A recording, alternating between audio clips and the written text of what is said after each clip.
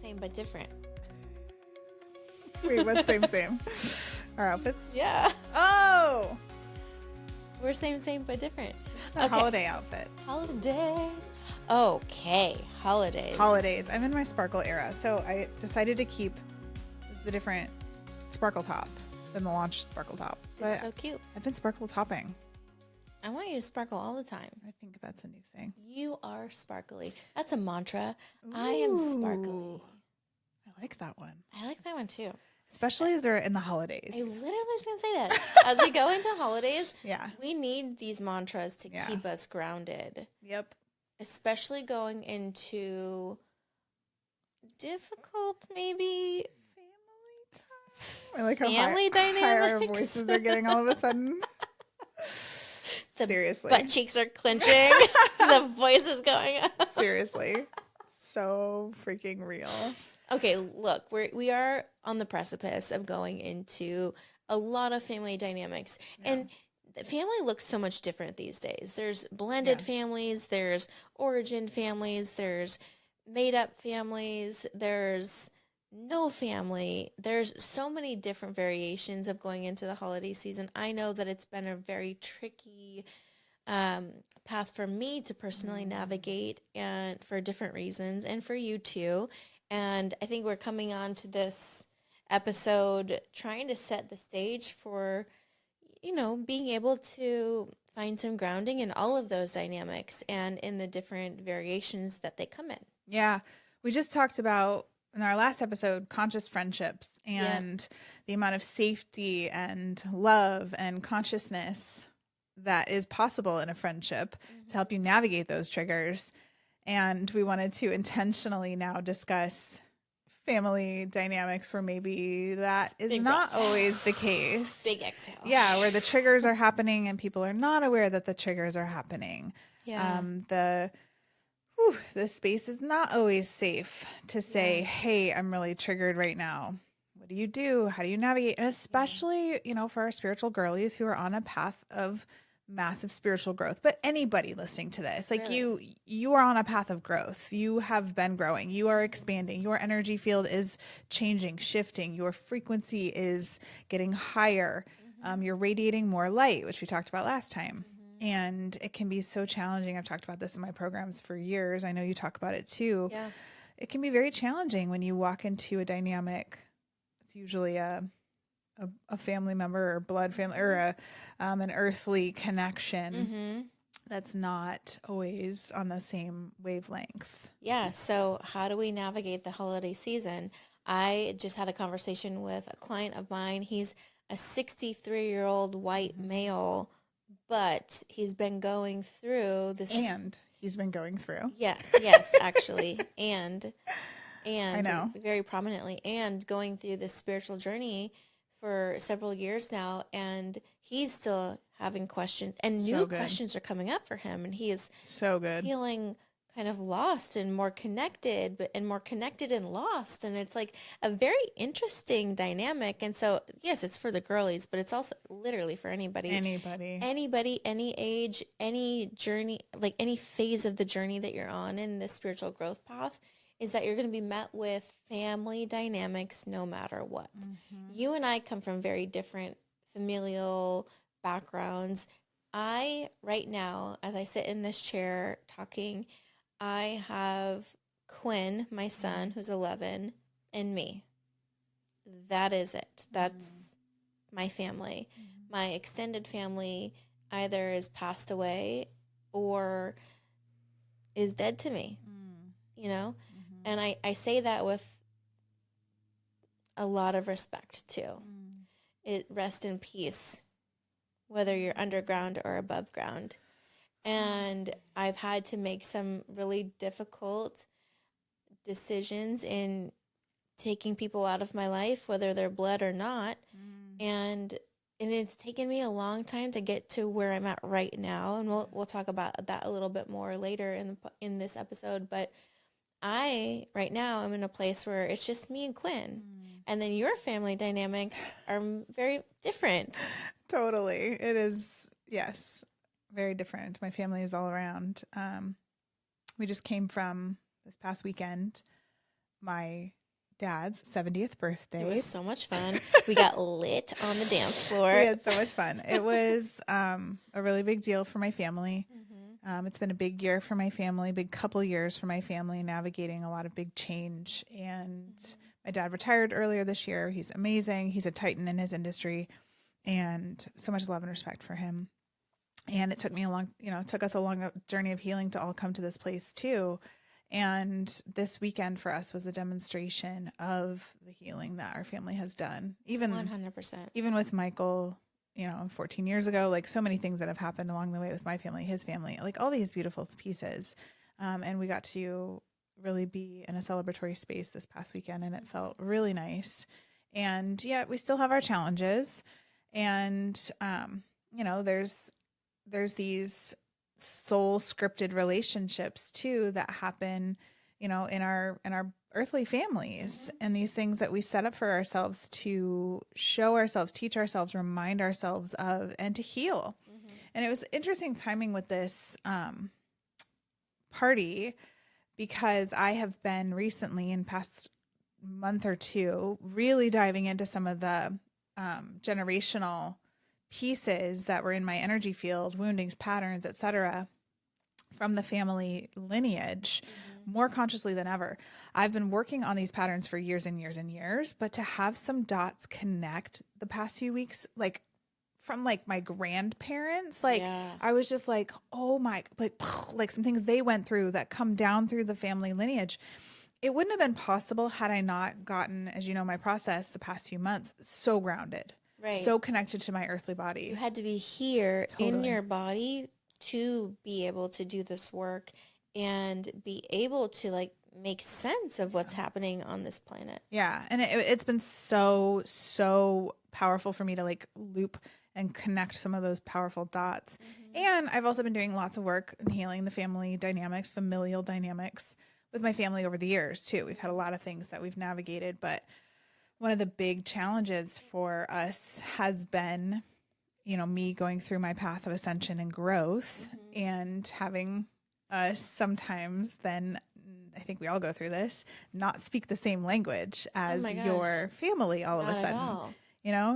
This example that I give to clients is actually about speaking another language. So it's like you go out and you learn French, and you're like, oh my gosh, there's this whole world of French, but you're raised speaking English, right? Bonjour. And they're like, what?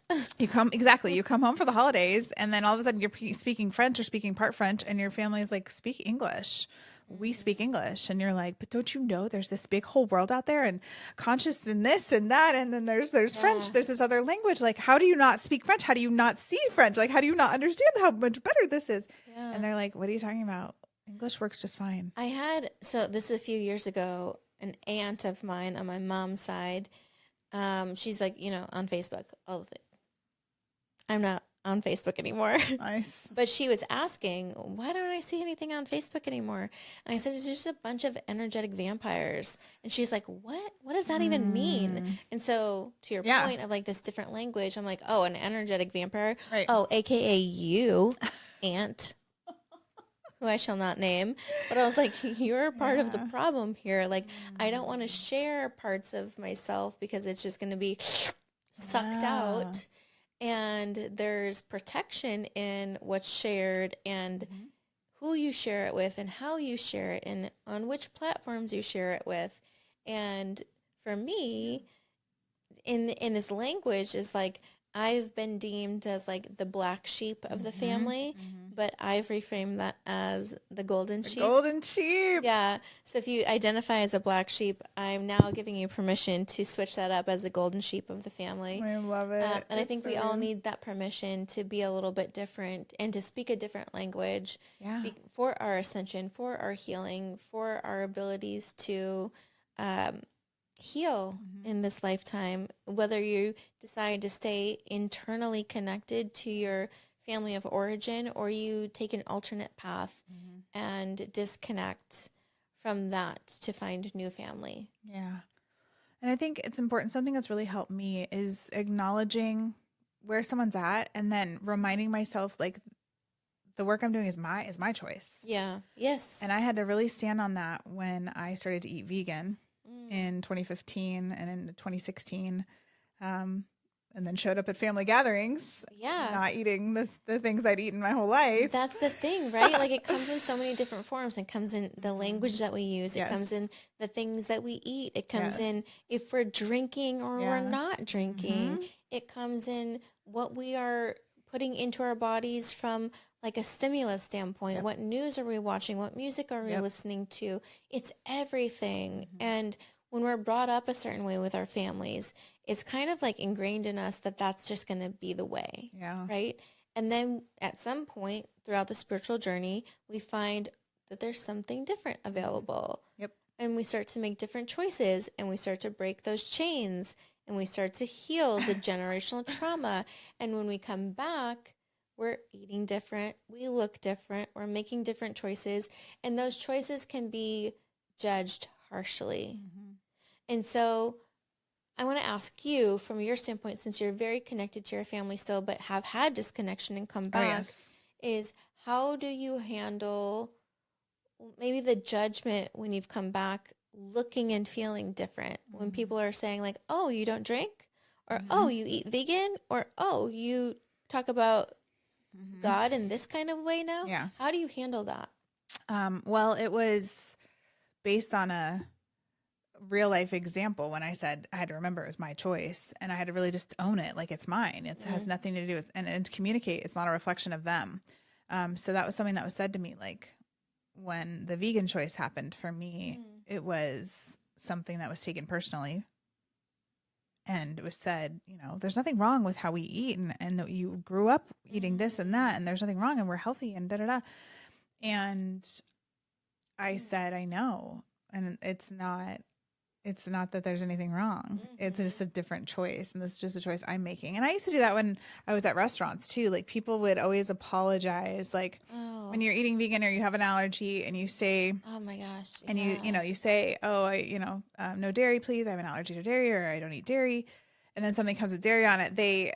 There's a lot of like the apologies, and oh my gosh, I'm so sorry, and I'm sorry, and I would always say, it's my choice. You know, it's not something that like you don't have to apologize for your choices. Right. Like, yeah, you don't have to apologize. I'm not apologizing for my choice. You're like, you know what I mean? Like, I think that's important.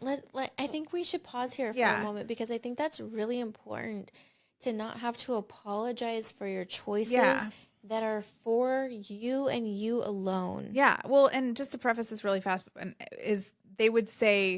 I would say, do you have any non-dairy options? And they would say, oh, I'm sorry, we don't. And that would be it. That would be when it would happen. Sometimes, yes, they'd mess up the order and they'd apologize, and that was fine. But like, yes, that. And I would say it's not something that you need to own and apologize for. Like, it's my choice that I'm making right now. It's my choice, yeah. And there's something so freeing and healing in that. And I wasn't always like that. Like when I first started eating vegan, I was on the dating scene. And I remember like trying to go on dates, but not tell them I was eating vegan. And instead I would just kind of talk around that with the menu. So I'd be looking at the menu and I'd say, is there any dairy in this item? Is there any other animal product in this item? And like, I wouldn't own it to even the server. That's interesting. This was like 2015. And I would say, okay, wait, can you tell me everything that's in this item? You know, and it was this roundabout way of not fully owning my choice, which is something I worked my way up to. Yeah, I find myself in the dating scene specifically too with that now. I'm like, I don't want to go out and get drinks. Like I'm not a big drinker. And like when I do it, it's very far and few between. That's not how I want to start a relationship, is under the influence of alcohol. Right. And that's a personal choice for me right now in this phase of my life, you know? And it's funny navigating these dynamics of like, so you want to go to coffee? Like, you want to go to a walk? Yeah. You want to meditate together? Right. And I think it's like, it's with family too. It's with this, anybody, like you are owning your new choice. Unapologetically. Yes.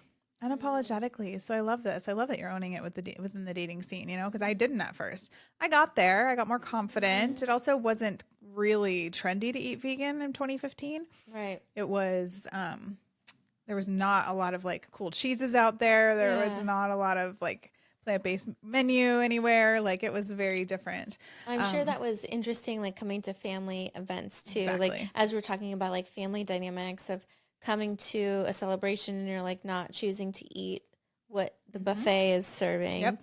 And people take that very personally. So Hmm. it's either your food choices or how you present or whatnot. Yeah. But you've So done so much healing in your family and that's been really beautiful. But I still, was so bumpy at times though. Yeah. I think still you navigate some of that bumpiness Yeah. now. Yeah. Well, and like just to go back to that era where I was eating vegan at the holidays, like, and nobody was used to it, I had to bring my own food. Yeah. I brought my own like vegan roast. Hmm. um, it was like a Beyond Meat, I think, roast that I would buy and I would just bring and I would make it and I would just deal, Yeah. and I would just try not to make a big deal out of it. I wasn't shaming anyone. I wasn't judging anybody. No, but then there's like all of this judgment on you though Yeah. too. Like you're not judging them, but Yeah. they're judging you. Yes. And I think that that's important as we're like kind of like moving into the holiday season of like how do you own your space and your choices Hmm. and be able to withstand the judgment because it's going to come. Yeah. It's going to come. And I think that this is where we kind of get to hone in on our grounding and our authentic truth of like, no, this is where I'm at and I'm okay. And it's okay if you judge me. I'm not going to take it personal. I think that's kind of a big thing that we should emphasize here is when people are judging you, not to take it personal, but it's a projection of what the person who is judging you Hmm. either feels like is lacking in them or a desire of that they want that they don't feel like they have the willpower to do. Hmm. A lot of times, judgment is really just defensiveness. Right. They're defending their choices by making yours wrong. Right. But it's not. None of it's wrong. No, no, it's just different. And It's that's it. different. Like you can assess, like there's a fine line between judgment and assessment. You can assess something is not for you without making it bad or wrong, without making it less than, without judging it. Mm-hmm. Right? You can assess, oh, I'm not making that choice. I'm making this choice. It's just assessment rather than judgment. And not, again, when you're dealing with different levels of consciousness, not everybody sees it that way. Mm-hmm. Not everybody wants to have that discussion. Mm-hmm. So that's when I think the boundaries kick in. You get to a point where you just say, it's not open for discussion. I love Mm. you so much. I'm here to celebrate. We're here to have a good time.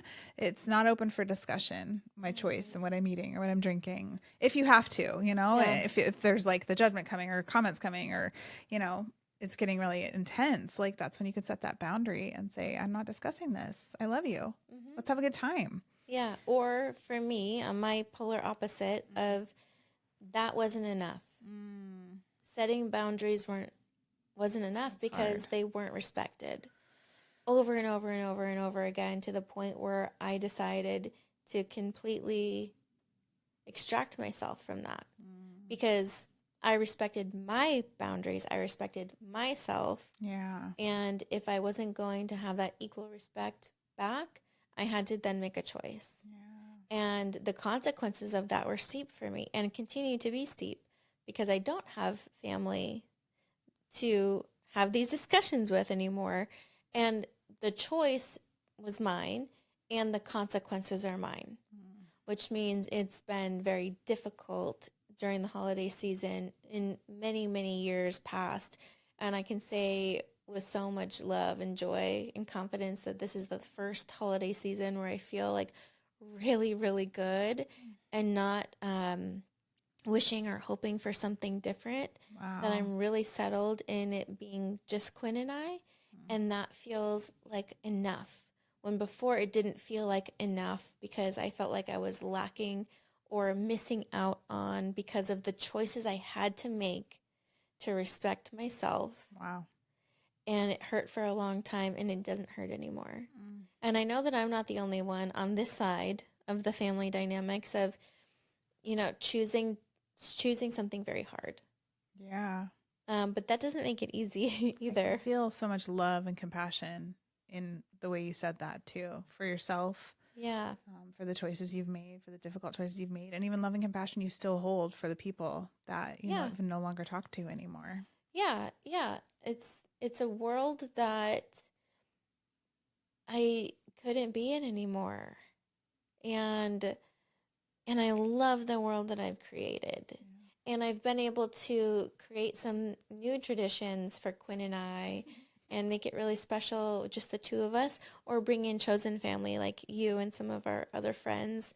That makes it really special. And with people who love us, respect us, honor us, who want to feel deeply connected, who respect boundaries, who aren't going to bring like craziness. Craziness is fine, but like there's a certain extent where it's like it's no longer healthy. Like it, Yeah. abusive families and things like that is like you have to make the hard choice. But it's worth it.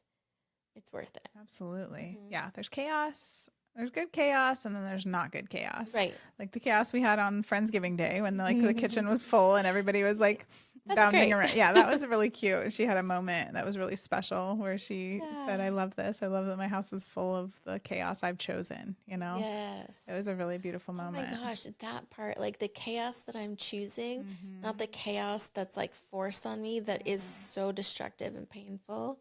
And so I think that this is just like a beautiful conversation to have of like coming from two different worlds, really, and like living in two different worlds is like you have so much family. Like you have your mom, Michael's dad, step parents, all these like Stepsisters, stepsisters-in-law, so many like family people, options. And then on my end, it's like Quinn and I. And one is not better than the other. It's just so vastly different. And I found like a deep respect and acceptance and surrender for like where I'm at with this and just creating something new. Yeah. And so I think that this just gives a lot of permission for people listening who have a ton of family and you're navigating what those experiences are like because they're going to be crazy. And then the ones of us who feel like orphans and lone rangers and trying to figure out what that feels like too, because it's a different dynamic and can feel really lonely, but can also be super beautiful. Because of choice. Yes. And I think in both polarities, there's choice. Yeah. Yeah, absolutely. And just to speak about my dynamic too, just for another second, like this is the product of a lot of work and boundary setting to get to the place where things are good, healthy, happy. We can see each other for who we are. We celebrate, we hold those lines, we hold those boundaries. And now I'm navigating a new chapter of that too, being married and having, the boundaries that we get to set together as a couple for around family and for the holidays. What are we doing? Where are we going? How are we spending our time? Last year, it was really nice. We actually didn't see anybody on Christmas Day. So, I love that actually for you guys to create something sacred and special for you. Yeah, we told our families like, hey, it's just going to be us on Christmas Day. How was that received? Really well, actually. Like we saw my family on Christmas Eve because that's their holiday. They like to do the big Christmas Eve thing. So we saw my family on Christmas Eve and we saw his family the day after Christmas. And so we had set it up that way. And it actually worked really well because his family, they grew up, his mom's a flight attendant, and they grew up celebrating holidays, sometimes a couple days off because it was easier for her schedule. And, that's how they set up the dynamic. And so his mom's always like, we love easy, celebrating on any day. Yeah. And so it was, but we also had to own that too and set that boundary with both of them. So it wasn't like, always so smooth. But last year we just said, it's just going to be us on Christmas Day. We're going to start to create our own family and create our own, our own traditions. And yeah, that's what we did. I think that is so special too, of like, as families are growing, like young couples trying to figure out what does that look like. Yeah. And, I've gone through that. Like I was married before and I was still connected to my family back then and having to create new boundaries of like, no, we're going to take just this pocket of time just for our unit. Love and that. then we can go beyond. And I think that there's just so many options of what the holiday season can look like. Yeah.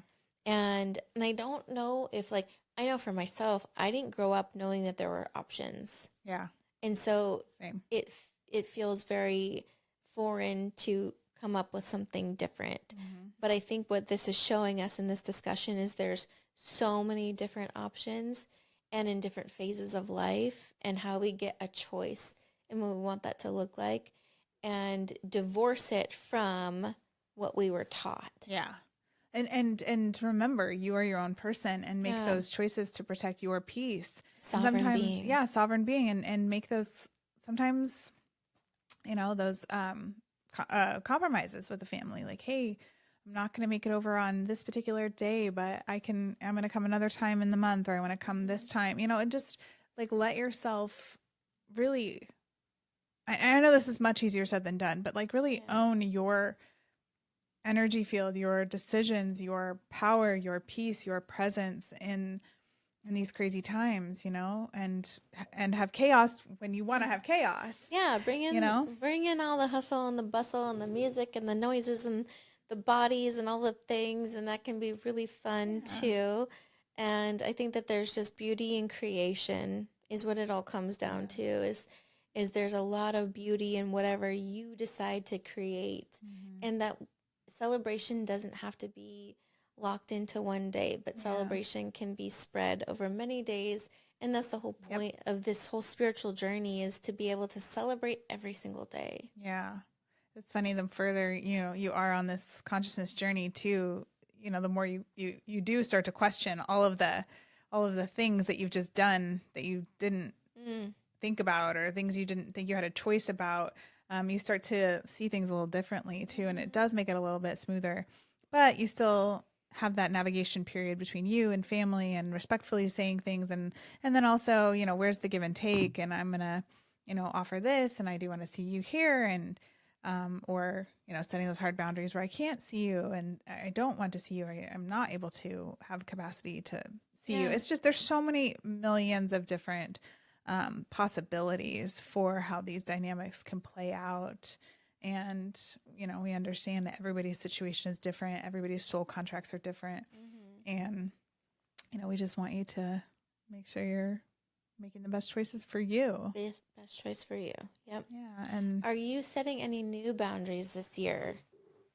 It's funny. We keep, maybe we kind of are setting a boundary right now, because we keep we keep getting asked like, hey, what do you guys want to do for Christmas? And we haven't decided. So like sometimes no decision's a decision, right? But we just had so much going on with like all of our stuff, the events, the other party, the family thing. And then he's had so much going on. We've had travel. We've had all this stuff that we literally like haven't sat down to say, what do we want to create for this Christmas yet? And then when the questions come, we're like, oh yeah, we'll get back to you. So everybody's kind of like, okay. And it's fine, and at the same time, we know we have that freedom to say, hey, we just want to be alone on Christmas Day. We don't know. I don't know what we're doing yet. I don't know. And we're in this fun time, newly married and don't have kids or have that other, dynamic or obligation just yet. So it is, open possibilities. But again, like, I'm making all this sound like, it's taken a long time to get here, like a long time. I think that gives a lot of people permission to, you don't have to figure it out right away. It can take several years to find what that new version looks like. Yeah. And in fact, that's kind of how it is, deemed to be, is like, it's going to take time. Yeah. So trust the timing. Yeah. Be patient with the timing. Your soul is brilliant. And it's about acknowledging, you and your path, where you are, your peace, etc. But I understand, wanting to keep the peace, wanting to do things for people. I'm an Enneagram 9. So a peacemaker. A peacemaker. So like wanting to overextend myself for other people, or, give to other people more than I give to myself, or like protect my space. And it's taken a long time for me to really get strong. And maybe it's that whole like turning 40 thing too, where to get strong enough to be able to say no with love, not with judgment, not with anger, not with frustration, to just own the boundary and, be able to stand in it. Yeah. In that choice. Yeah. So, yeah. But the other thing I'm hearing you say too is this really beautiful permission around creating your own family dynamic, whatever that looks like. We have discovered a new level of friendship this year with each other and, family. We've been referring to each other as that at times. Yeah. And so it's really powerful when that starts to happen. You know, we talked about this in the last episode, like the soul contracts that come in and make themselves like very clear to you. Like this is soul family. This is soul family. 100%. Permission to embrace that at the holidays too. You guys are my family. Yeah. You know, and for me, this year is really interesting. I don't know what this year's going to look like for me either. For Thanksgiving, we figured it out and it felt so good. We got to be together at some point around this Christmas portal. Yeah, for sure. And I'm finding that like I'm in a really interesting place with my ex-husband too, specifically. And there might be some beautiful watercolor of blending the holidays this year for the first time ever since divorce. Wow. I don't know what that looks like just yet. You're getting a real life look into like a phone moment right now. Like that's how I would have responded on the phone. Yeah, because I like what? She has not told me this yet. No, yeah, there's opportunity for even deeper healing, even through separation. So, and you know what? At your dad's 70th birthday, there was a friend of his that talked, and he was saying something about repairing relationships. And I really took that to heart of, you know, we're only given a certain amount of days on this earth. Oof. And we get to choose those days and what we invite into those days. And my heart is really open and really soft right now. And so I may be choosing something that I never thought possible. Wow. And we'll see. I'll get back to you on that, but we'll see. I've been thinking about this too, so much around life and, you know, going through the portal of my dad's 70th birthday. You think about life, you think about your mortality, you think about your day. It was a lot of that energy. It was so like right moving. In your face. Yeah. Yeah, it was so moving. And you and I were talking earlier about this particular situation going on for you. And I was acknowledging you on how much your heart has opened and shifted, even in the, you know, however many years I've known you. Like I can feel a humongous difference, and it is palpable. The amount of love and softness in your heart. So it's work. It is the work. It's work. It's hard and it's beautiful and it's really rewarding. So, holidays.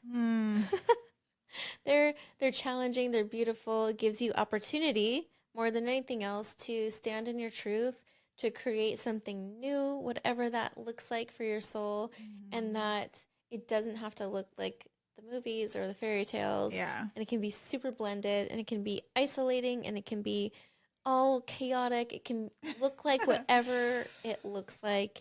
And whatever you're in this year, this is really just a message of to embrace the lessons that come out of it and to allow your soul to surrender to the beauty. Yeah, and give yourself grace. If you're sitting here like listening to this and you're thinking, oh, I've not been navigating it so gracefully this year, like it's okay. Yeah. And we also have a lot of messy behind us that you're not hearing right now. So much messy that you're not, you know, hearing in this moment, but it is in our past. And so we acknowledge that too. It took the messy to then getting to the clean place, you know, you have to go through that time and place. And again, remember, it's coming up, so it comes out. Yeah. And if these new awarenesses are popping in because of these dynamics, we count those as blessings, and those lessons as blessings too. The blessings. I love that. Is that a new phrase? I think so. Should we add that to the list? Yeah, the blessings. The blessings. Spiritual Botox, the spiritual 2x4, and the blessings. The blessings. We should create a merch line at some point. And then somebody told me too that the spiritual bros has to be something that we create merch around too. Yes. But they would buy it thinking it was cool, and really it's like not. Oh my gosh. No spiritual bros apply at this window.